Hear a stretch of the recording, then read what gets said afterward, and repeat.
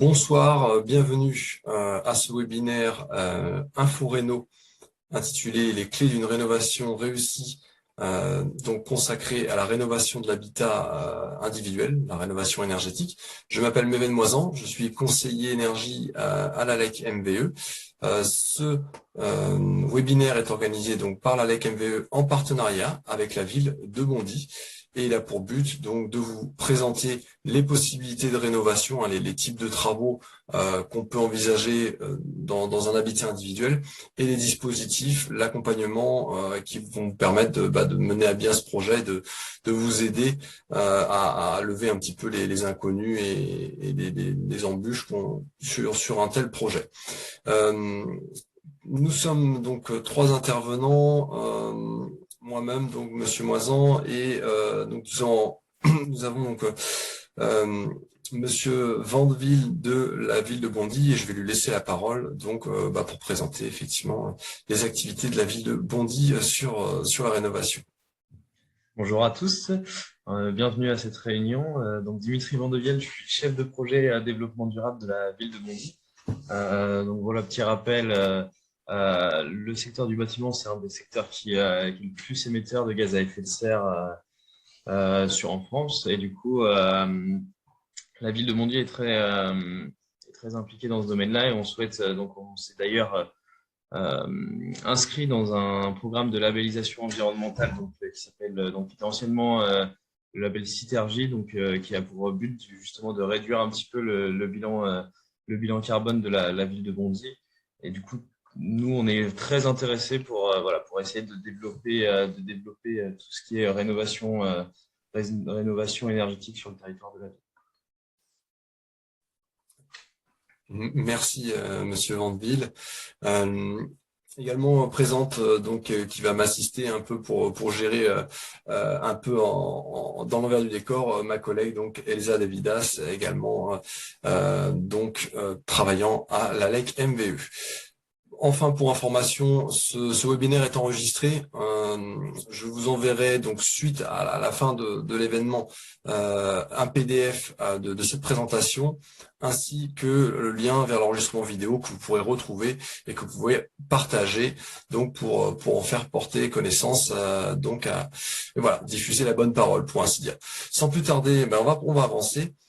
Et donc, voilà, il s'agit d'une visioconférence. Vous avez vu, votre vidéo n'est pas activée, votre micro non plus. La manière d'interagir, ça va être de poser des questions sur cette petite bulle-là, questions-réponses, que vous retrouverez dans les icônes de votre panel. Et donc, si vous avez des questions, vous les posez ici.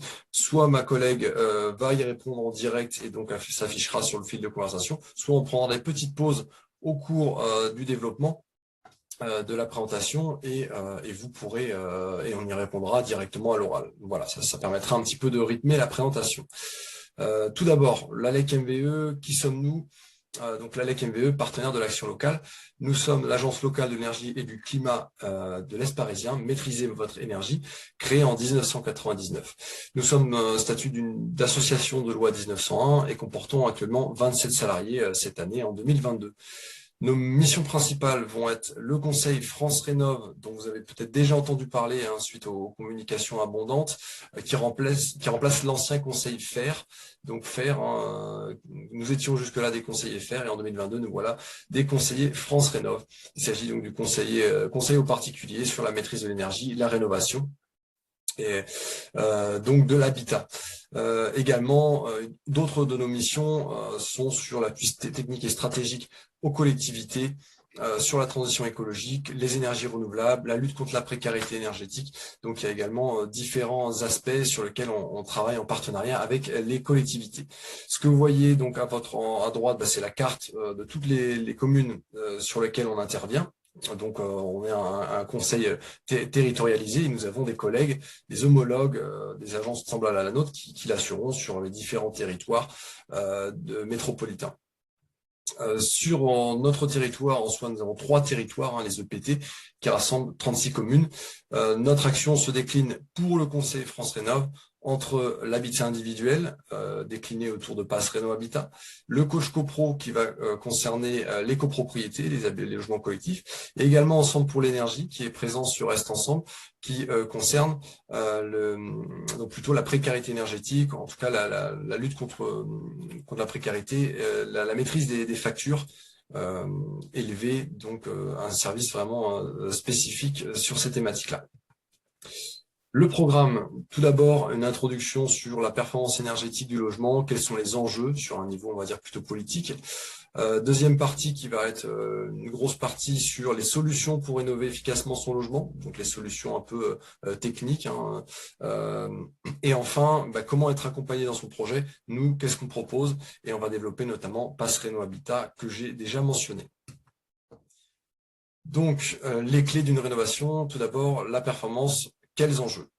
Tout d'abord, ce sont les objectifs nationaux. Les objectifs de la France sont de rénover d'ici 2050 tous les logements à un niveau BBC.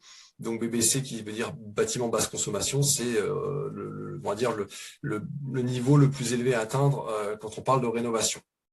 Aujourd'hui, le bâtiment pèse près de 17% des émissions de gaz à effet de serre. Donc ça, c'est les chiffres de 2019. Donc c'est un levier important pour lutter notamment contre le réchauffement climatique. Autre enjeu, toujours lié à l'interdiction du chauffage fuel. Donc à partir de juillet 2022, quand on parle d'interdiction du chauffage fuel, il s'agit de l'interdiction de nouvelles installations. Bien sûr, les existantes peuvent être maintenues, mais effectivement, c'est un levier assez fort. Puisque le fuel est particulièrement polluant. L'éradication des 4,8 millions de passoires énergétiques d'ici 2028. Donc là, on parle des étiquettes FEG, on va développer. Mais donc voilà, le passoire énergétique, c'est plutôt les logements très énergivores, mais il y en a énormément et c'est ici un des enjeux principaux. Enfin, on parlait de précarité énergétique, c'est également un enjeu important. L'énergie coûte cher et le contexte actuel, malheureusement, le montre encore à nouveau. Et il y a un vrai enjeu, tant sur le plan écologique que sur un plan économique, d'alléger la facture de cette dépendance énergétique. Les étiquettes, vous voyez donc. Les étiquettes DPE, alors il s'agit ici des nouveaux DPE, vous retrouvez ces étiquettes de A à G. Les niveaux d'énergie ont un petit peu changé puisque c'est une réforme qui date de 2021. Néanmoins, globalement, on retrouve les mêmes catégories. Aujourd'hui, seulement 6,6% des logements sont performants en étiquette A ou B. La moyenne nationale est autour de 240, on est sur au milieu de l'étiquette D, et encore donc comme on disait 17% de logements très énergivores et donc dont c'est la priorité de traiter et idéalement de réussir à passer le plus haut possible si effectivement c'est possible. Concernant les lois, tout ça est articulé récemment donc autour de la loi climat et résilience qui donc a été votée en 2021, qui est récente. Qu'est-ce que ça implique? Tout d'abord, un audit énergétique obligatoire pour la vente de logements classés F ou G à partir de septembre 2022. Donc c'est forcément une prestation un peu plus coûteuse et un peu plus complète que le DPE actuel. 2023, gel des loyers pour les logements classés F ou G. Donc là, effectivement, c'est un levier assez fort pour obliger les propriétaires bailleurs à faire les travaux d'amélioration énergétique. Et carrément, interdiction de louer les classes G à partir de 2025. 2028, les F qui sont également interdits d'être loués. Et on se projette aujourd'hui sur le E, en 2034, donc à une échéance un peu plus lointaine. Mais d'où effectivement là une vraie obligation d'envisager la rénovation si on veut louer un logement. Mis à part ces contraintes en soi, quelles sont les bonnes raisons de rénover son logement? Il faut voir les choses de manière positive. Ce sont des économies, moins de déperdition de chaleur et donc des baisses de factures, plus de confort. Donc c'est une ambiance plus saine, température plus homogène, un vrai confort, une revalorisation de la valeur de son logement également. C'est quelque chose aujourd'hui qui pèse de plus en plus sur la revalorisation du bien. Niveau de l'entretien, c'est la maison, le bien vieillit mieux et subit moins de dégradation, notamment avec les problèmes d'humidité, de condensation. Et enfin, sur un aspect purement écologique, c'est plus durable, on a moins d'impact sur l'environnement et le changement climatique. Donc voilà pour cette introduction. Est-ce qu'on a quelques questions, Elsa? Pour l'instant, on n'a pas de questions. D'accord. Donc, si vous avez des questions, n'hésitez pas à les poser dans la bulle questions-réponses. Et sinon, on peut enchaîner sur la suite. Et si vous avez des questions qui vous reviennent en tête, n'hésitez pas à les poser et on prendra un temps à la deuxième partie pour répondre à vos questions, même si c'est sur cette première partie. Très bien, merci Elsa. Eh bien, on va poursuivre on va attaquer un peu le dur, le vif du sujet.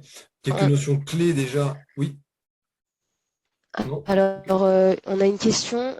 Quel genre de bâtiment est actuellement en étiquette A? J'imagine que c'était ça la question. Oui. Alors, c'est simple. L'étiquette A, une vraie étiquette A, c'est le logement neuf. C'est des logements RT 2012. Il peut y en avoir à la rigueur. Vous avez vraiment une succession de réglementations qui ont commencé avec le pic pétrolier de 1973 ou 14, à partir duquel les logements ont été isolés, mais de manière assez progressive avec des niveaux, des exigences toujours plus élevés. Et donc, en soi, un bâtiment des années 80 n'est pas isolé de manière, pas du tout, avec des exigences beaucoup moins élevées que ce qu'imposait la RT 2012. Aujourd'hui, c'est même la RE 2020 qui va intégrer une impact carbone. Dans tous les cas, cette étiquette A ne concerne a priori que les bâtiments datant de la RT 2012, donc les années qui suivent tout logement neuf datant d'après 2012.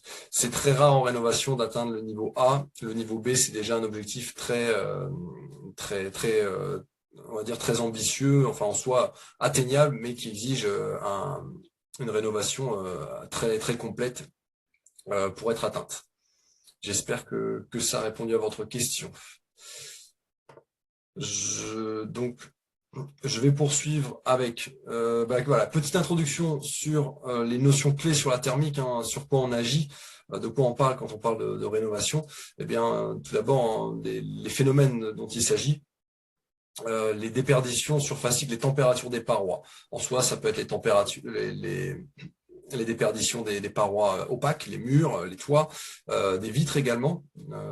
Et donc, vous allez avoir ce qu'on appelle en termes de ressenti. Donc, ça, c'est mesurable, ces déperditions, mais également un ressenti de parois froides. Donc, vous avez, par exemple, pour une température ambiante de 20 degrés, le thermomètre indique 20 degrés, finalement, si vous êtes près d'une paroi qui est à 14, le ressenti va être entre les deux, va être à 17. Donc, c'est vraiment des choses qui jouent aussi sur le fait qu'on va surchauffer pour avoir moins froid, quand bien même l'air est réellement à 20 degrés. Donc voilà, situation d'inconfort, situation de confort, en isolant, on pallie à ces problèmes en isolant ou changeant les fenêtres, par exemple. Les infiltrations d'air qui sont pas à négliger quand vous avez des ouvrants, des fenêtres avec des infiltrations, l'air peut s'infiltrer de pas mal d'endroits, des sensations de courant d'air, et donc qui vont créer aussi de l'inconfort, et puis qui vont c'est de l'air chaud qui finalement est évacué, donc ce sont des déperditions qui nous forcent à surconsommer. Enfin, un point important également, c'est le taux d'humidité. En dehors du fait que il peut créer de la condensation, donc des moisissures, des dégradations, il crée également, donc ça peut être source de problèmes respiratoires, mais ça rend aussi l'air plus compliqué à chauffer. Donc un air dont le taux d'humidité est de plus de 60 degrés est considéré trop humide, et en agissant sur la ventilation, l'objectif c'est d'être entre 35 et 60% d'humidité. Donc voilà un peu les différents points sur lesquels on va intervenir. Sur les déperditions, donc point majeur de l'isolation, voilà un petit peu la répartition que vous avez sur une maison donc non isolée d'avant 74, si on veut que ces ratios soient corrects, avec une part importante sur les toits, les murs, également sur l'air renouvelé, les fuites, on en parlait de ces fameuses fuites, les fenêtres, plancher bas et les ponts thermiques. Donc sur tous ces points-là, on va voir sur quel niveau, quels travaux vont nous permettre d'intervenir et donc de réduire ces déperditions. Tout d'abord, la toiture. La toiture, donc, je l'ai dit, jusque 30% de déperdition. Également, et je vais y revenir ensuite, l'importance au niveau du confort d'été qui va devenir une problématique de plus en plus importante. Le choix correct de l'isolant et la méthode de pose. Et bien sûr, bon, ces méthodes de pose, vous avez deux manières de faire. Soit les rampants lorsque vous êtes sur un espace habité et donc chauffé, soit si ce sont des combles perdus, eh bien on isole directement le plancher de comble et on va pas chercher à aller isoler le toit. La première chose, comble perdu, donc là encore deux techniques. Vous avez une insufflation d'isolant en vrac, quelque chose qui s'est beaucoup démocratisé, bon, notamment avec les aides financières, mais vous voyez que on va insuffler des flocons de laine de verre, de ouate de cellulose, qui va être répartie de manière homogène sur un sol. L'autre solution, ça va être la pose de rouleau, donc peut-être plus adapté quand le sol est assez régulier, que c'est facile de poser. Hein, chacun va avoir ses avantages et inconvénients. Là, l'avantage, c'est que sur un sol assez compliqué, des zones difficiles d'accès, on va pouvoir pulvériser ces flocons. Alors que là, un sol bien droit, bien plat, à la rigueur des solives, s'y prête tout à fait. Des points de vigilance sur les deux. L'efficacité thermique, donc ça va impliquer une pose vraiment continue, qu'il n'y ait pas de pont thermique, de trou. Donc là, vous voyez deux couches posées. Ici, c'est une répartition égale sur toute la surface avec une épaisseur et des piches de graduation qui permettent de vérifier l'épaisseur. Hein. Également, attention, les risques. Là, vous avez un capot, par exemple, pour un câble électrique, un boîtier de jonction, il faut que ce soit sous capot. Il y a eu des risques, il y a eu des incendies sur des travaux mal réalisés, où je pense encore à des conduits de combustion, donc d'évacuation des gaz brûlés qui peuvent être très chauds. Si l'isolant est collé dessus, eh bien, ça peut poser problème. Enfin, la ventilation, donc ça c'est plus s'assurer que l'espace est un petit peu aéré, notamment au niveau du confort d'été. Donc voilà pour ces deux méthodes. Cette fois, l'isolation des combles aménagés. Donc là, on va isoler les sous-pentes de toiture, les rampants. Donc, vous avez, là, il s'agit vraiment des combles aménagés par l'intérieur. Vous retrouvez la structure, la toiture. Vous avez une ossature qui est posée. Et donc, les couches isolantes qui vont être fixées sur cette ossature. Et c'est ce qu'on voit également sur cette image-là. Et ensuite, eh bien, on pose un pare-vapeur. Le pare-vapeur, c'est une membrane qui va éviter l'excès de vapeur qui pourrait venir dégrader l'isolant. Donc, on va vraiment poser cette membrane sur tous les travaux d'isolant. J'y reviendrai, c'est un point assez important. Et enfin, la finition, que ce soit placo, lambris, OSB, ce qu'on veut, vous retrouvez ces différentes couches. Les conditions, là où c'est adapté, c'est quand on fait des travaux intérieurs, hein, qu'on réaménage des pièces, c'est quelque chose qui s'y prête bien. Bien sûr, ça implique de déposer les éléments qui étaient en interaction avec la façade, les parements, l'éclairage, etc. Point de vigilance sur l'efficacité thermique, bien toujours la continuité de l'isolant. J'ai mentionné les membranes par vapeur, elles sont importantes par ou frein vapeur par rapport aux fuites d'air, elles vont permettre de gérer également l'étanchéité et ça fait partie donc d'un des phénomènes que j'ai évoqué tout à l'heure. Donc importance de la membrane. Attention néanmoins, s'assurer qu'on ne perd pas de hauteur puisqu'on va être sur des épaisseurs peut-être un peu plus importantes que ce qu'il y avait dans les combles jusque-là. Donc, il faut aussi s'assurer que c'est compatible avec l'espace de vie. Et encore une fois, s'assurer d'une bonne ventilation. Le cas échéant, donc il y a également une isolation des rampants qui peut être fait en toiture par l'extérieur. Donc, ça va impliquer la dépose de la couverture. Hein. Vous voyez ici que l'isolant est posé par-dessus la charpente et on revient mettre des lithos et contre-lithos qui vont s'appuyer sur l'isolant et on remet la couverture par-dessus. C'est intéressant quand vous refaites la toiture, plutôt que de chambouler l'espace intérieur qui vous convenait, vous refaites la toiture, vous pouvez isoler par l'extérieur avec cette méthode-là. Point de vigilance, ça entraîne une légère surélévation du toit et donc en général il faut des autorisations au niveau de l'urbanisme. Donc petit point focus plutôt sur l'importance du confort d'été. Il y a des grandeurs en thermique qui sont importantes. La résistance thermique, elle qualifie la capacité isolante d'un matériau. Et donc, plus la résistance thermique air est grande, plus la paroi est isolante, et donc plus l'épaisseur d'isolant est importante, plus air est grand également. C'est un critère qui est majeur concernant les aides financières. Il y a un autre aspect qui est beaucoup moins connu, c'est le déphasage thermique, qui est exprimé en heures. C'est le temps que met un flux de chaleur à traverser une épaisseur donnée de paroi. Un déphasage élevé permet de ralentir la chaleur dans le mur de l'extérieur vers l'intérieur. Et donc, c'est pour ça qu'on en parle sur le confort d'été. Et vous voyez sur ce tableau que à une résistance thermique équivalente sur différents matériaux. Là, on a du polystyrène, des produits, des isolants minéraux, et d'autres qui sont donc issus du recyclage ou biosourcés, on aura des épaisseurs différentes, donc certains auront cet avantage, mais en termes de déphasage et donc de confort d'été, là, au bout de 4 à 6 heures, la chaleur rentre l'été, alors que ceux-ci vont mieux résister et donc permettre d'attendre l'arrivée de la nuit pour évacuer cette chaleur. Donc, c'est un point sur lequel c'est intéressant de se focaliser quand même aujourd'hui quand on isole ces rampants ou ces combles, c'est d'avoir aussi des produits adaptés qui permettront de bien passer l'été et d'éviter d'avoir recours à une climatisation.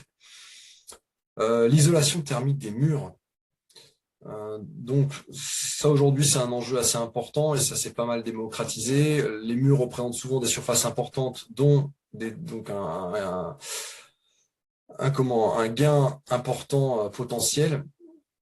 La gestion des transferts de vapeur d'eau par rapport au bâti va être importante. Ça c'est un point de vigilance.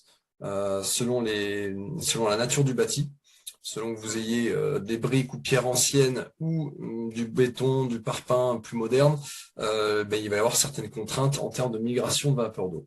Donc là-dessus, la connaissance du mur va impliquer différents choix. Les deux méthodes pour isoler les murs, assez simple, intérieur ou extérieur, avec chacun ses avantages et inconvénients. De l'intérieur, vous n'avez pas besoin d'autorisation, vous avez un aspect extérieur qui est inchangé. En avantage, en inconvénient, vous perdez de la surface habitable. Ce sont des travaux en espace habité, nécessitent des reprises importantes d'aménagement, de travaux, etc. Et ne suppriment pas les ponts thermiques. Par l'extérieur, ça va être un peu tout l'inverse. On ne perd pas d'espace à l'intérieur, on gère les ponts thermiques, on protège ces murs, c'est l'occasion d'un ravalement. Mais il y a quand même des reprises d'éléments, donc des autorisations nécessaires au niveau de l'urbanisme ou de l'architecte du bâtiment de France, si vous êtes dans un secteur classé. Une intégration architecturale donc à anticiper et donc des contraintes, reprise d'éléments de façade, de seuil de fenêtre. Voilà, il y a tout ça, tout ce qui est en interaction qui va devoir être adapté. Et bien sûr, un autre point important, c'est si vous êtes mitoyen, si vous se donnez sur la rue, il y a des autorisations donc à obtenir. Donc voilà, c'est vraiment à voir ce qui est adapté en fonction de votre situation. L'isolation thermique par l'intérieur tout d'abord. Donc vous avez là donc deux méthodes qui sont exposées. Là, on va dire simple, polystyrène sur plot, ça va être adapté. Là, vous avez un mur en parpaing, en aglo. Bon, c'est pas quelque chose qui est très risqué niveau humidité. Donc le polystyrène qui est très étanche, on va pouvoir le poser de cette manière simple et assez efficace. Ici, vous avez la pose sur une ossature. Et donc, ça implique l'installation d'une ossature, la pose de l'isolant qui va être fixé à cette ossature et la pose de membrane par vapeur. Donc, les deux sont possibles, mais bien sûr, et là, on parle de laine minérale, mais il pourrait y avoir, bien sûr, d'autres types de produits. Il y a énormément d'isolants aujourd'hui. Mais, par exemple, point de vigilance là-dessus, on ne va pas le mettre sur n'importe quel mur, on va éviter sur tout ce qui est pierre ou briques anciennes. Également d'autres méthodes un peu moins répandues, mais qui peuvent être intéressantes, c'est isolant en vrac. Donc, ça impose d'avoir des coffrages spécifiques pour injecter un produit isolant, un peu comme les techniques d'isolation des combles dont on parlait. C'est vraiment pas appliqué dans un vide technique existant. On perce un mur, on sait qu'il y a un trou et on injecte. C'est quelque chose à ne pas faire puisqu'on ne sait vraiment pas ce qu'il y a derrière et s'il n'y a pas d'humidité, des rongeurs ou quoi que ce soit. Donc, c'est vraiment à faire sur un coffrage spécifiquement conçu pour. Également sur le bâti ancien, une solution intéressante, ça va être les enduits isolants à base de chaux, de chanvre, qui vont laisser les murs respirer et permettre ces fameux transferts de vapeur. Vous avez néanmoins une performance thermique peut-être un peu plus limitée, donc ça va être plus correctif qu'isolant, mais permettra en tout cas de bien mettre en valeur et de bien pérenniser un bâti ancien qui a un certain cachet. L'isolation thermique par l'extérieur. Donc ça, de quoi il s'agit, je pense que tout le monde en entend parler aujourd'hui, hein, c'est quelque chose qui s'est énormément démocratisé. Donc, vous avez deux grandes méthodes pour l'isolation par l'extérieur. Là, la première à votre gauche, l'isolation par panneau enduit. Donc le produit qui est proposé ici, ça ressemble à de la fibre de bois. La plus couramment utilisée, c'est le polystyrène. Et vous avez également de la laine de roche qui va être un petit peu l'entre-deux. C'est la solution la plus simple, la plus économique. Donc vous avez des panneaux qui vont être chevillés, collés et différentes couches. Hein. Et donc ce sont des panneaux rigides puisqu'ils vont être structurants pour l'enduit qui va être posé dessus et sur lequel on vient poser ces couches et donc qui vient devenir la nouvelle peau extérieure de votre maison. Donc c'est la solution la plus économique. Bien sûr, il s'agit de prendre en compte tout ce qui va être en interaction, les fenêtres avec des retours d'isolant, les déports de gouttière. Ici, vous voyez sur cette toiture les tuiles ou les ardoises de rive sont vraiment à plat, il va falloir déporter un petit peu, et d'ailleurs on le voit très bien sur cette seconde image, on doit rallonger un petit peu la toiture pour éviter que l'eau s'infiltre entre l'isolant posé et le mur. Donc c'est quand même des choses à bien anticiper sur un projet d'isolation thermique par l'extérieur.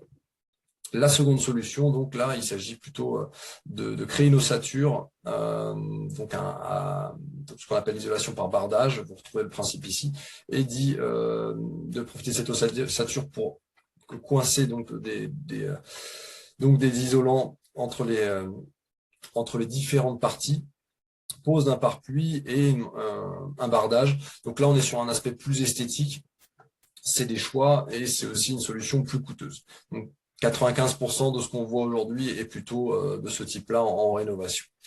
Mais effectivement, les deux sont tout à fait envisageables. Hein, et là, il y a un intérêt architectural assez intéressant. Possibilité, parce qu'effectivement, on l'a dit, l'isolation extérieure des murs permet d'éviter les ponts thermiques, intérieur beaucoup moins, mais des fois, on n'a pas trop le choix. On peut très bien envisager, par exemple, la maison va être mitoyenne sur les deux côtés, d'isoler par l'intérieur ces côtés-là et les façades avant et arrière par l'extérieur. Vous voyez qu'ici, on a des petits retours d'isolant pour réduire significativement les ponts thermiques. Donc, c'est plutôt ces solutions-là qu'il faut envisager lorsqu'on doit donc faire un mixte entre l'isolation intérieure et extérieure. Mais c'est tout à fait possible. Les fenêtres, donc changement de menuiserie. Donc là, voilà, quelques notions. Hein. Quand vous avez une température extérieure à 0 degré, le simple vitrage, vous avez une paroi à 5 degrés. Donc l'effet paroi froide, il est assez important. Un double vitrage ordinaire, 11 degrés, et donc un double vitrage ici, donc moderne, plutôt 17 degrés. Donc un vitrage, quel qu'il soit, sera toujours plus déperditif qu'une paroi bien isolée, mais c'est vrai que ça change énormément en termes de confort. Deux modes de pose. Vous allez avoir donc le remplacement total du dormant et de la fenêtre, et vous voyez sur cette image que on vient vraiment se reporter sur la maçonnerie, le bâti. On va vraiment faire quelque chose de sur mesure. C'est la solution la plus performante qu'il faut privilégier quand vous changez les fenêtres. Ça apporte donc une isolation thermique et acoustique qui est supérieure et permet de ne pas réduire la luminosité. On part vraiment on enlève tout et on récupère la même luminosité. Ça implique donc voilà des travaux de finition pour la maçonnerie. Ça permet aussi de s'adapter correctement si on veut isoler à côté, par l'intérieur, par l'extérieur. Donc voilà, on gère bien l'interfaçage. Là, si le cadre est en bon état, et c'est quelque chose qui est assez courant, on peut conserver le dormant et on vient y remettre des fenêtres. Néanmoins, on perd en luminosité puisque voilà, on a des fenêtres plus petites, on vient remettre un dormant sur l'ancien dormant. C'est moins cher et c'est moins performant. Donc plutôt dans le cadre où on change uniquement les fenêtres, si le cadre le permet. Important sur les fenêtres, ça ne se limite pas aujourd'hui à la capacité thermique de passage lumineux de cette fenêtre. Vous avez également l'aspect de ventilation. Aujourd'hui, dans le bâti moderne, vous allez mettre des entrées d'air dans les pièces sèches, qui vont être chambre, salon, pour laisser rentrer l'air, ça va marcher de manière synchrone avec une ventilation mécanique simple flux, car les extractions, les bouches d'extraction seront dans les pièces humides. Vous avez vraiment un balayage entre les entrées et les sorties, les deux sont complémentaires. Par contre, si vous installez une VMC double flux, alors on n'en met pas, parce que la VMC double flux assure les deux, les entrées et les sorties dans chaque pièce. Donc, important de se rappeler que les fenêtres sont un élément de la ventilation. Les volets, la question se pose, si vous changez des fenêtres, c'est peut-être le moment de changer les volets également, surtout si vous envisagez d'autres travaux autour. Donc c'est vraiment à se poser la question. Est-ce qu'on garde des persiennes? Comment on les intègre si on isole? Est-ce qu'on met un coffret intérieur, extérieur, si on met des volets roulants? Donc la question des volets est quand même assez importante. Des volets roulants modernes peuvent notamment apporter un petit confort, enfin voilà, limiter les déperditions, notamment la nuit, les nuits d'hiver. Et enfin, le positionnement et l'interfaçage, donc j'en ai un petit peu déjà parlé, mais on peut installer des fenêtres en applique intérieure, en tunnel, donc au milieu, ou en applique extérieure. L'intérieur, l'avantage, vous voyez ce petit dessin, enfin cette photo, c'est qu'on va laisser la place à l'isolant et on va s'assurer d'avoir un vrai alignement entre l'isolant et la fenêtre pour éviter les ponts thermiques et les infiltrations d'air.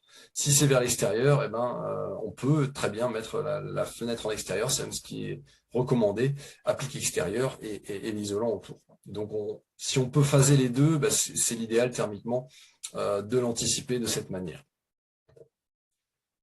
Donc, je vous parlais de ventilation, donc la méthode la plus simple pour ventiler aujourd'hui. Aujourd'hui, il y a beaucoup de maisons qui possèdent une ventilation naturelle avec des grilles d'entrée, donc situées dans les murs à différents endroits, plus ou moins bouchées. Ça permet de ventiler, mais ça a comme inconvénient de pas permettre de contrôler clairement par où l'air rentre, par où est-ce qu'il sort. Et par ailleurs, on ne maîtrise absolument pas non plus les débits. Donc, il peut y avoir, lorsqu'il y a du vent, il peut y avoir des surventilations qui sont indésirables. Et donc, le but d'avoir une ventilation mécanique, c'est-à-dire au final électrique, c'est d'imposer les débits et d'imposer l'endroit où l'air rentre et l'endroit où elle sort. Donc, le fonctionnement sur une VMC simple flux, vous avez, voyez, un caisson qui va être dans un endroit, donc ici c'est des combles, mais ça peut très bien être dans un sous-plafond d'une salle de bain, raccordé à des gaines, et les gaines avec les bouches d'extraction dans les différentes pièces. Les entrées d'air, comme je vous l'ai déjà mentionné, sont par les fenêtres et on assure un bon balayage, un bon renouvellement d'air dans toutes les pièces de la maison. Les VMC actuellement, aujourd'hui, sont hygroréglables, c'est-à-dire que le débit il est permanent, mais va être plus ou moins modulé en fonction du taux d'humidité. Et on va s'assurer de ne pas surventiler en permanence. Et en même temps, on va s'assurer quand même de ventiler un petit peu, même quand il y a pas d'activité, quand il n'y a pas de production d'humidité. C'est aussi pour des raisons de qualité de l'air. Et enfin, point de vigilance, entre les entrées et les sorties, il peut y avoir des portes. Donc, ça peut être bon d'étalonner les bas de porte pour permettre à l'air de circuler. C'est des choses qui peuvent poser problème parfois. Un petit point de vigilance là-dessus. Ici, vous avez un peu une alternative. Quand on est dans la rénovation, on ne peut pas toujours faire passer, installer une VMC ou poser des gaines de partout. Donc ici, vous avez ce qu'on appelle des VMR, ventilation mécanique répartie, et on retrouve le même principe. Les extractions sont dans les pièces humides. C'est juste que vous avez un système décentralisé avec des extracteurs individuels dans chaque pièce. Et même fonctionnement, hygroréglable, avec des débits donnés et les entrées d'air par les fenêtres. Donc, tout à fait intéressant en rénovation. On peut même des fois réexploiter une grille d'ouverture existante dans un mur et y installer un module comme ça pour ventiler. Enfin, là, on est sur la Rolls-Royce de la ventilation, c'est la double flux, où vous avez un caisson central qui va servir d'échangeur entre l'air sortant et l'air rentrant. Donc, il y a une entrée d'air unique et une sortie unique, comme vous le voyez représenté sur ce schéma. Et le caisson, donc, est raccordé à des gaines d'entrée d'air dans les pièces. Donc, là où ça rentrait par les fenêtres, là, ça rentre via les gaines dans ces pièces, chambres, salons, etc. Et toujours l'extraction dans les pièces humides. Donc, le caisson, néanmoins, vous avez vraiment 2 fois plus de gain, on va dire, que dans une VMC simple flux.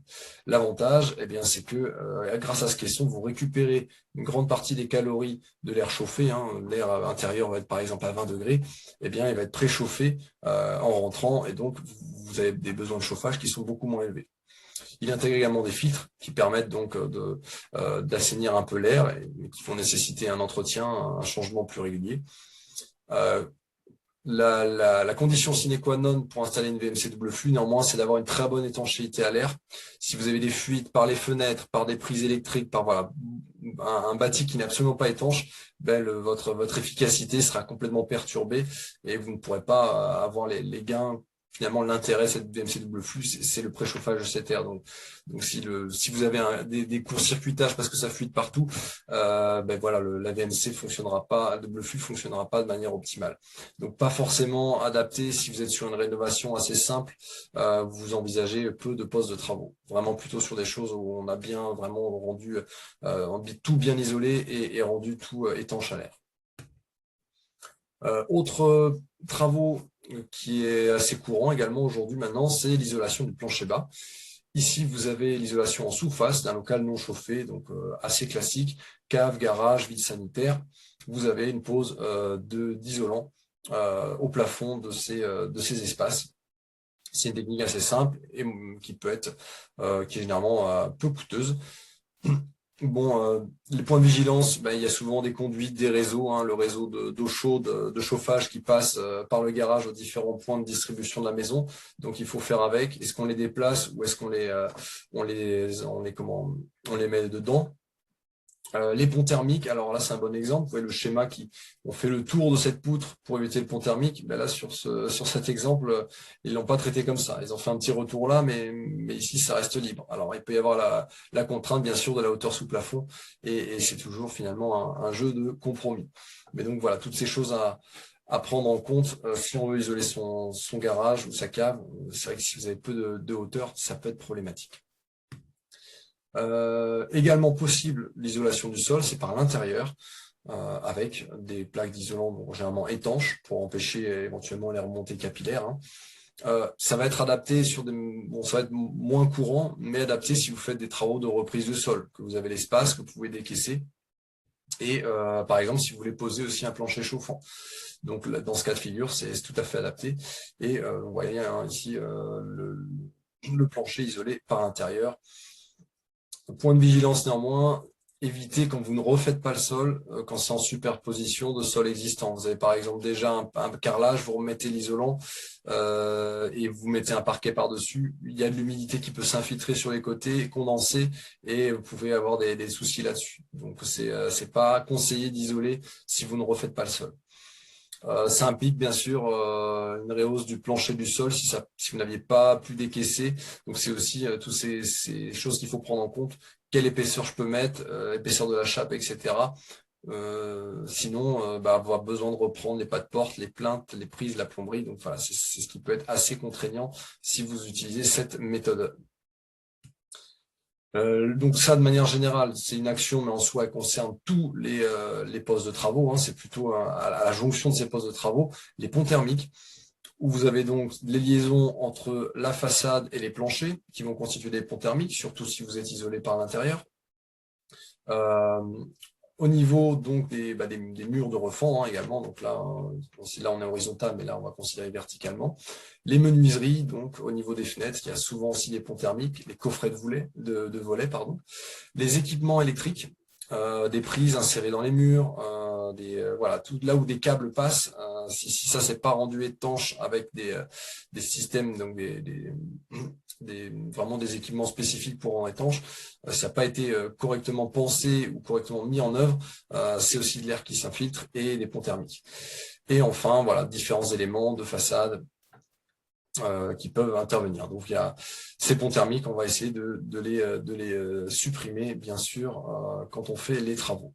Ça implique bien sûr de bien gérer de manière coordonnée les différents postes de travaux. C'est plutôt à la jonction des différents postes que vous allez les rencontrer. Autre point important, c'est la perméabilité à l'air. Il y a question de la continuité de l'isolation intérieure ou extérieure, mais également des membranes que j'ai déjà évoquées, qui permettent d'éviter que la vapeur et donc de l'humidité rentre dans les isolants. Ça va aussi permettre d'éviter que l'air circule tout simplement de manière parasite. Donc en traitant avec la continuité de l'isolant, la continuité de la membrane, on s'assure également d'une bonne étanchéité à l'air. Et c'est vraiment la ventilation, ce sont les systèmes de ventilation, VMC et fenêtres qui vont l'assurer. Donc là, ça va concerner donc l'isolation, les points singuliers. Quand on veut vraiment faire quelque chose de performant, on peut faire des tests de porte soufflante. On va obturer la ventilation classique et on va mesurer le taux de renouvellement, les taux de déperdition, et on peut mesurer la performance de cette manière. Point de vigilance. C'est assez compliqué à assurer en travaux poste par poste, cette étanchéité à l'air. Alors ça implique d'anticiper les prochains travaux et déjà dire aux artisans, attention, là il y aura tel travaux va avoir lieu, donc je veux vous anticiper l'interface. Mais c'est pas évident quand on est, c'est plus à des professionnels d'anticiper ça. Donc c'est quelque chose de compliqué en poste par poste. D'où l'importance de la conception globale et d'une mise en œuvre qui est donc réfléchie avec des acteurs qui savent travailler de manière synchrone. Et en tout cas, c'est indispensable pour le niveau BBC. Je vais y revenir, mais ce niveau BBC, le traitement de l'air, les déperditions aéroliques est central. Si vous faites tous les travaux poste par poste séparément, il est peu probable que vous atteigniez réellement un niveau bâtiment basse consommation. Si ça l'est sur le papier, ça ne le sera pas en réalité. Vous verrez, vous continuerez à consommer beaucoup, puisque les ponts thermiques et la perméabilité à l'air risquent de représenter des déperditions qui sont non négligeables. Le chauffage, donc là on l'aborde de manière assez succincte, on se concentrait aujourd'hui plus sur l'enveloppe et les déperditions. Bien sûr, le chauffage, changer son chauffage est un moyen de faire des économies. Là, donc, il s'agit, quand vous avez un chauffage central, de remplacer sa chaudière. Donc, par quoi? Ça peut être par une pompe à chaleur RO. Donc, le principe de la pompe à chaleur RO, c'est de remplacer la chaudière. On utilise le réseau de radiateurs, donc de diffusion d'eau dans les différentes pièces. Donc, c'est vraiment, on garde le même réseau. C'est vraiment l'émetteur qui est différent. Et donc, il va avoir une certaine performance.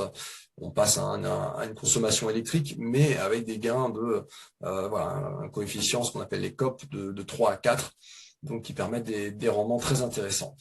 Également, donc des choses plutôt bois, donc qui est considéré aujourd'hui comme une énergie renouvelable, et qui permet, il y a des systèmes performants qui permettent finalement de consommer, d'avoir un bon rendement et aussi sur des coûts qui sont assez compétitifs par rapport à d'autres énergies. Bien sûr, il y a encore la possibilité d'avoir des chaudières gaz performantes. On parle aujourd'hui des gaz à condensation qui ont d'excellents rendements et qui sont très souvent modulables, qui vont pouvoir un peu s'adapter en fonction des besoins. Que ce soit pas des systèmes tout ou rien, des marches-arrêts qui vont entraîner des surconsommations et une usure prématurée. Décentralisé, quand on est en radiateur électrique notamment, et on sait que c'est extrêmement coûteux l'électricité quand on est sur des radiateurs purement électriques. Si c'est possible dans l'habitat individuel, on peut avoir en complément dans une pièce ouverte un poêle à bois ou granulé qui va donc pendant la période de chauffe représenter un des apports principaux de chaleur et donc permettre de baisser significativement vos consommations, en tout cas le coût de ces consommations. Il y a également de manière plus marginale les pompes à chaleur RR, donc qui sont décentralisées, ce sont les fameux qui ressemblent finalement à des climatiseurs. Ça a un intérêt en été, c'est quand même moins valorisé dans le sens où la tentation peut être de s'en servir en mode climatisation l'hiver. Donc c'est pas forcément le choix premier, mais ça reste une pompe à chaleur qui donc permet des performances intéressantes. Si c'est pas possible, il y a des radiateurs qui vont être électriques, qui vont être plus intéressants, plus performants, pas dans le sens énergétique, mais dans le sens de la régulation où on va mieux pouvoir les régler. Ça va émettre la chaleur de manière plus homogène dans la maison, là où par exemple des vieux convecteurs chauffent surtout l'air et vont l'air qui va monter au plafond. Donc c'est un peu le mode de diffusion et la régulation qui vont faire la différence. Mais en soi, ça ne sera pas miraculeux. Et enfin, l'eau chaude, il peut y avoir des chauffe-eau solaires Donc là, on va être connecté avec des panneaux, quelques panneaux solaires thermiques, pas photovoltaïques, qui vont permettre d'avoir jusqu'à, sous nos latitudes, jusqu'à 50% de vos besoins en eau chaude qui sont couverts, donc surtout à la belle saison, hein.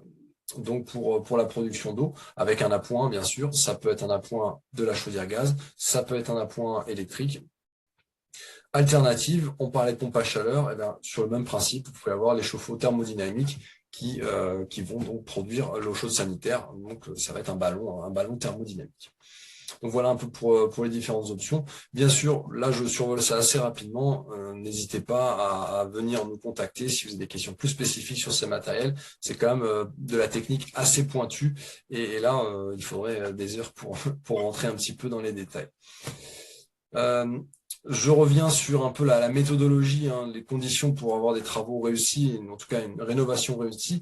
Ça implique quand même que ce soit bien réfléchi, de faire une bonne conception des travaux. Donc ça c'est un point assez central, un peu anticiper qu'est-ce qui est réalisable, qui l'est pas, qu'est-ce que je peux appliquer. Et bien sûr, les postes que je travaille pas, est-ce que je le ferai pas ultérieurement et auquel cas, dans les travaux, les postes que je fais réaliser, je laisse la possibilité de faire une jonction, une interface qui soit propre et qui soit performante thermiquement. Donc c'est un peu cette idée de conception. L'exécution, elle est centrale, hein. Il s'agit bien sûr que les professionnels soient familiarisés, donc soient compétents pour faire des travaux qui thermiquement sont performants, et donc une bonne coordination entre les artisans s'il y a différents postes de travaux. Ça va être également central pour que l'un ne vienne pas défaire ce que l'autre a fait. Bien sûr, au préalable, les points de vigilance sur l'humidité, les ponts thermiques. Éventuellement, vous pouvez faire différents diagnostics pour s'assurer qu'on part sur des bases saines, hein. On ne va pas venir isoler une maison quand on sait qu'il y a des problèmes d'humidité qui sont pas forcément identifiés, fuite, humidité d'origine intérieure, remontée capillaire. Il peut y avoir beaucoup de choses et il s'agit vraiment de l'établir au préalable avant de lancer ces travaux. Donc voilà, hein, c'est pour résumer, là un peu le nec plus ultra si on vise le fameux BBC, hein,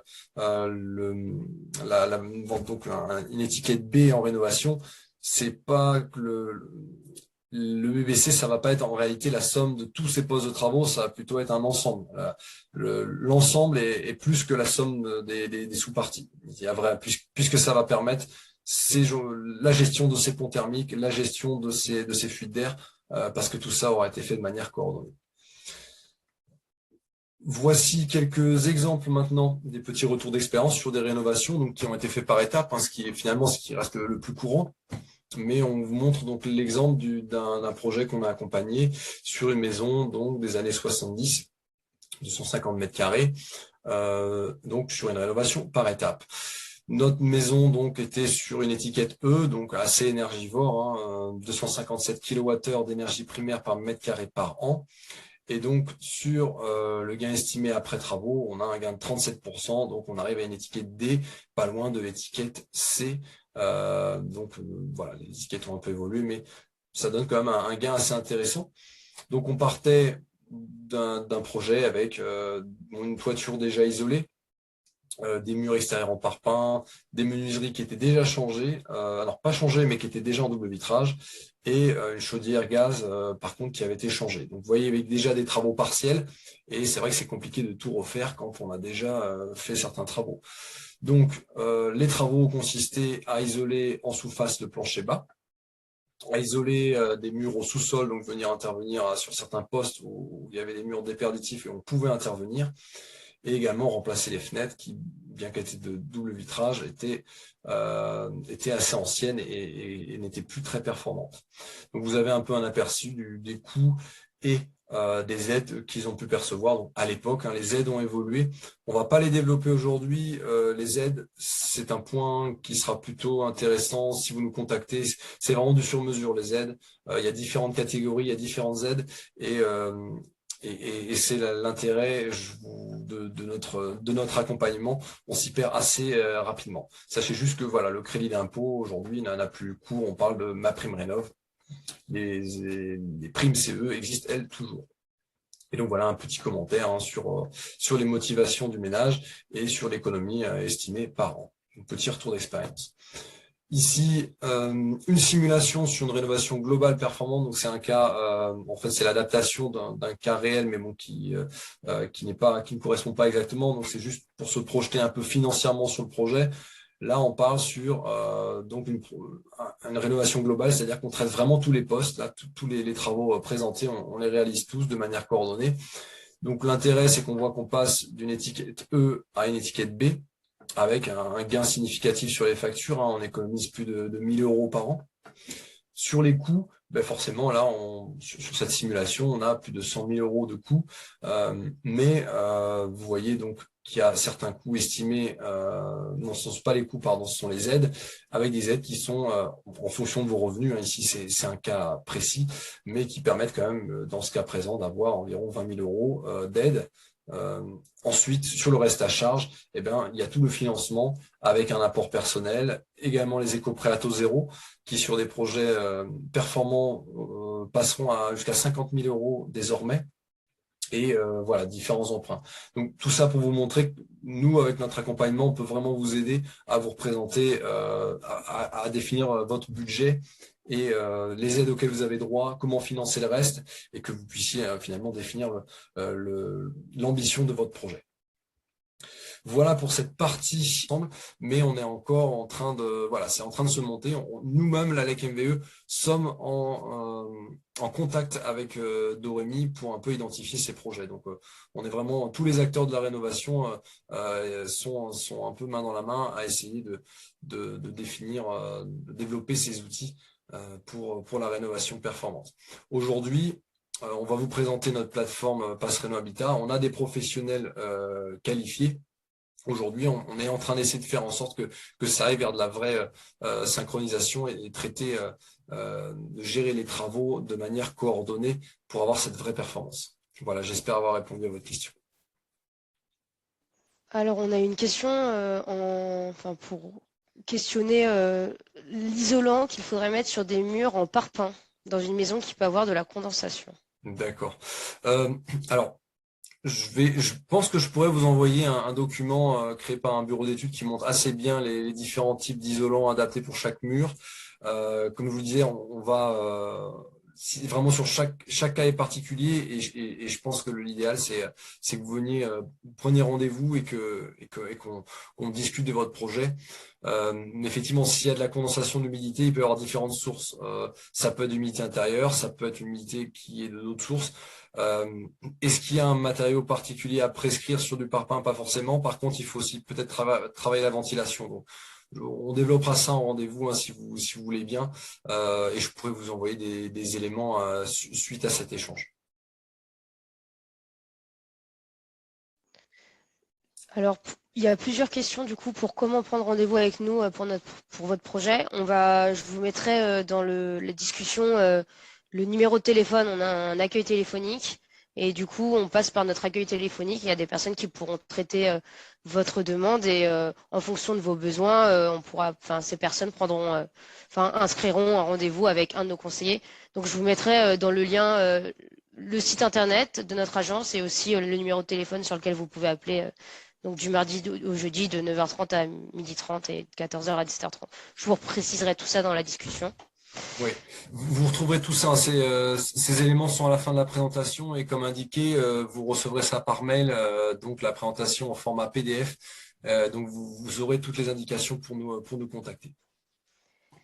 Est-ce qu'il y a d'autres questions un peu spécifiques ou est-ce qu'on avance un petit peu? Il y avait une autre question sur... alors c'était une question sur la première partie, mais c'était de savoir... c'était sur les bénéfices d'engager des travaux Alors la question n'est pas si claire, mais c'est si on est en étiquette D, est-ce que c'est bénéfique d'engager des travaux au vu des bénéfices financiers et des charges des travaux? D'accord. Oui, clairement, une étiquette D, il y a un intérêt à engager des travaux, à isoler. Si vous prenez ça d'un prisme financier, plus vous partez de bas et plus vous allez faire des travaux ambitieux, plus le gain sera important. Mais en soi, une étiquette D, on est déjà aujourd'hui sur... il y a vraiment généralement des bons potentiels pour faire des économies et puis pour gagner en confort et entretenir la maison. Donc, il y a... une étiquette D, il n'y a aucun souci, c'est quand même quelque chose. On est dans la moyenne, en soi, une étiquette D, c'est pas une maison performante à proprement parler. Donc, il s'agira bien sûr de voir un peu où sont les points forts et les points faibles. Juste un point quand même sur cette étiquette D, si c'est issu d'un DPE, faut aussi être méfiant. Un DPE à une certaine époque, donc là ils ont évolué, mais vous prenez la facture à un instant T et divisé par les mètres carrés. En fonction de votre consommation, si vous avez une consommation finalement assez faible, en fait, elle est liée, ce DPE, c'est ça qui est un peu trompeur. Ce qui peut être trompeur va être lié à votre manière de consommer. Donc c'est pour ça que c'est surtout un audit qui va permettre de savoir où vous en êtes niveau étiquette. Donc voilà, dans tous les cas, oui, il y a un intérêt si on est en étiquette D, mais méfiant sur les étiquettes annoncées sur les anciens DPE qui peuvent ne pas être tout à fait précises.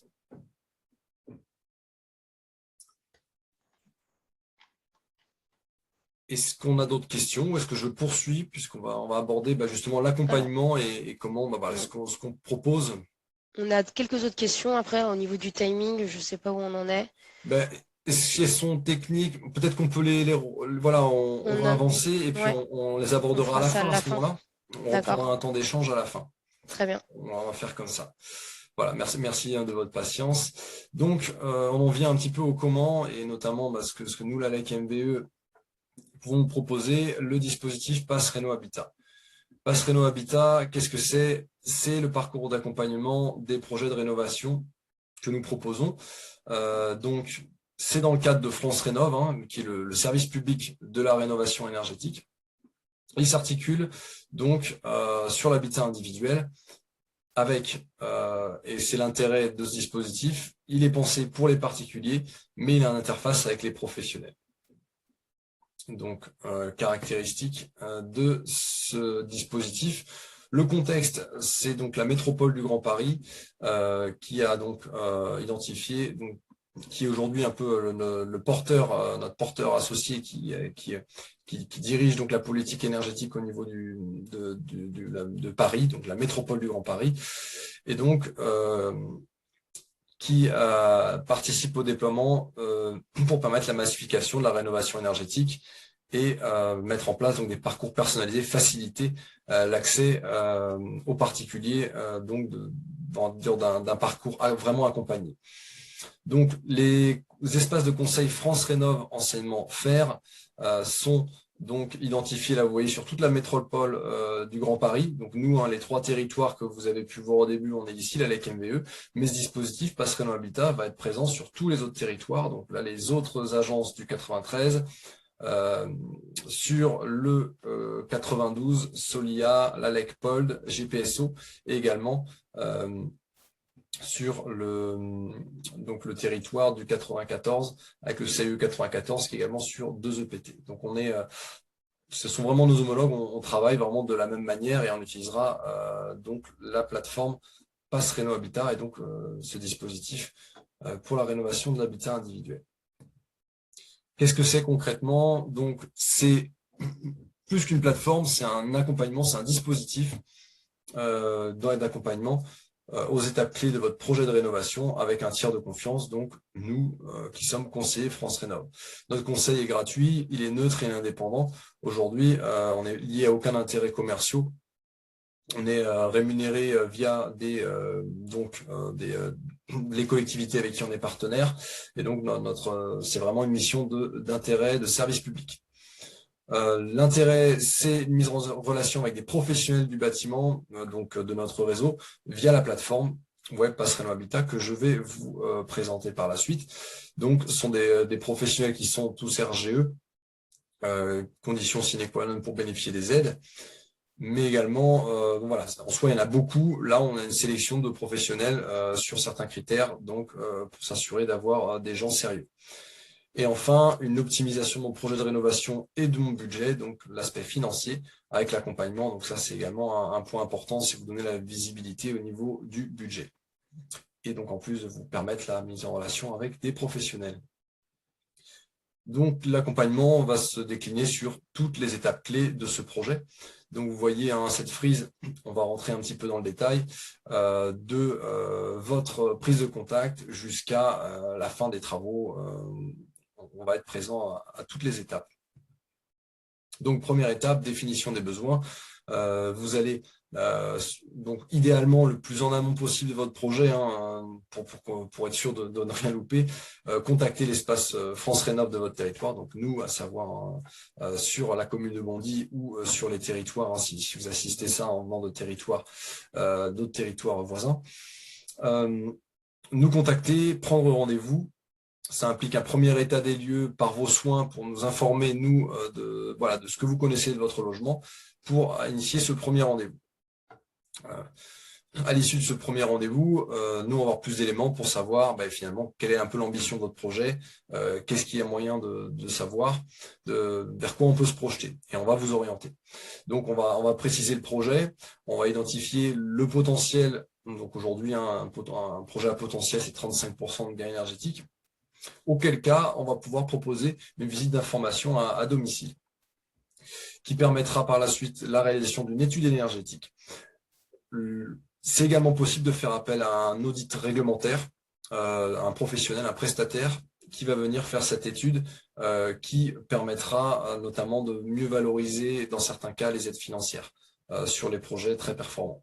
Donc, dans tous les cas, nous, on fait cette visite, mais l'étude peut être également réalisée par un professionnel, un vrai audit réglementaire par un professionnel RGE. Et bien sûr, par la suite, vous pourrez vous inscrire à la plateforme et bénéficier à ce moment-là des avantages, donc notamment la mise en relation avec les professionnels. Option, et point dont je n'ai pas parlé, on est en train de développer, ça va bientôt sortir également, un diagnostic architectural et énergétique. Donc j'ai mentionné l'audit énergétique, mais diagnostic énergétique et architectural qui va prendre en compte notamment des aspects architecturaux qu'il ne faut pas négliger lorsqu'on aborde un projet. On est sur des territoires où il y a beaucoup de bâtis anciens et c'est vraiment un gros plus pour identifier des situations un peu des choses qu'il faut pas faire n'importe comment, et même avant d'envisager la rénovation énergétique, s'assurer qu'on part sur ces bases saines dont je vous parlais. Est-ce qu'on n'a pas de problème d'humidité? Est-ce qu'on n'a pas de problème de fissures importantes? Donc c'est quand même aussi des choses qu'il s'agit d'identifier, et là il y a vraiment l'aspect architectural qui peut intervenir. Donc voilà, ça c'est quelque chose qui est en train de se développer, mais qui va être intéressant sur pas mal de logements, notamment du bâti ancien, dont notre territoire est assez riche. Donc sur la définition du projet, une option, c'est également de faire appel à un architecte. Si vous avez vraiment des travaux assez importants et que vous savez que vous pourrez pas y arriver seul, le conseiller, l'accompagnateur, donc à un niveau de connaissance pour vous accompagner. Mais s'il y a vraiment besoin d'une conception de travaux et de la création d'un cahier des charges, et puis également de coordination sur le chantier, c'est un architecte qu'il vous faut. Et ça, c'est également quelque chose qui se fait en parallèle de notre dispositif. Donc ensuite, la phase consultation des entreprises. Donc, on vous aide à définir les caractéristiques des travaux suite aux premiers échanges qu'on a eus, en fonction de ce qui est réalisable, de ce que vous souhaitez privilégier, de votre projet de vie, bien sûr de votre budget. Vous contactez les entreprises affiliées à Passreno et vous nous envoyez une fois, alors Passreno ou autre, bien sûr, c'est pas restrictif, et vous nous envoyez les devis. Nous, on vous aide dans leur analyse pour effectivement s'assurer que vous avez toutes les informations, tant sur les aspects mention obligatoire qu'également sur tout ce qui va être des aspects qualitatifs. Donc un devis, c'est un contrat. Quand on s'engage, vous engagez le professionnel aussi, donc c'est un élément qui a son importance. Une fois qu'on a les devis, ça permet également d'affiner les plans de financement, puisqu'on connaît mieux les coûts, on va mieux connaître les quantitatifs et donc gérer également les aides financières. Et donc voilà, ça c'est quelque chose qui se fait au fil de l'eau. Ça va être plusieurs échanges, plusieurs étapes entre vous et nous, par mail, par téléphone. donc pour vous aider à y voir plus clair. Et une fois que vous avez finalement bien trouvé les professionnels, le projet défini avec les professionnels, vous les sélectionnez et vous finalisez les demandes d'aide financière, donc sur lesquelles on vous informera bien sûr pour être sûr de respecter correctement les processus. Ensuite, phase de réalisation de travaux. Eh bien, vous signez le devis et bien sûr, les travaux, vous les lancez. Là-dessus, nous, on est plus en appui à distance, hein, si besoin sur certaines questions, mais c'est vous qui assurez le suivi de vos travaux. Et ainsi que la réception des travaux. Là-dessus, sur la réception des travaux, on peut également vous proposer un appui avec des outils, des fiches, pour vraiment cadrer et s'assurer que les professionnels n'oublient rien à la fin du chantier. On a notre appui à ce niveau-là. Enfin, évaluation, donc là c'est après les travaux. Eh bien, il s'agit de revenir vers nous, un peu nous faire part de votre expérience, et puis également le suivi des consommations, parce qu'on a une maison qui va être rénovée. Finalement, on avait pris certaines habitudes et il y a certains gestes, certaines choses qui sont peut-être plus nécessaires, et en fait, on va pas forcément immédiatement avoir les gains auxquels on s'attendait, parce qu'on n'utilise pas une maison rénovée, d'autant plus une maison rénovée de manière performante que la maison qu'on avait avant. Donc il y a aussi des éco-gestes, des habitudes, s'emparer, vraiment bien comprendre le fonctionnement de la maison et des appareils qui permettront vraiment d'atteindre les gains espérés. Donc voilà sur l'accompagnement. Maintenant, la plateforme en elle-même, hein, vous avez un petit screenshot de ce que vous avez quand vous arrivez sur votre espace. Ici, l'espace passe donc sur la plateforme du territoire Est Ensemble. Donc c'est un portail qui est dédié à votre territoire, où vous trouvez des actualités sur votre territoire, et qui vous permet également de nous contacter si besoin. En soi, vous aurez donc là c'est l'espace générique, hein, vous y avez accès sans avoir encore créé de compte, bien sûr. Vous avez également un portail de contenu thématique et un espace personnel pour développer votre projet. Le portail de contenu thématique, donc un peu de la même manière que je vous ai présenté ce soir des travaux, vous retrouverez vraiment des informations sur des fiches techniques, sur la manière, par exemple, de faire telle ou telle isolation, sur les aides financières, sur le choix des professionnels, donc des choses génériques, mais de l'information. Enfin, l'espace personnel, donc c'est le point le plus important. Vous avez, lorsqu'on lance l'accompagnement, un profil, et donc vous retrouvez l'ensemble des informations renseignées sur votre projet. Vous avez une messagerie, vous avez donc également une base documentaire, vous retrouvez des ressources documentaires échangées avec vous et votre conseiller. Donc que ce soit des devis, que ce soit des rapports, que ce soit, donc voilà, vous avez vraiment cet espace partagé en ligne.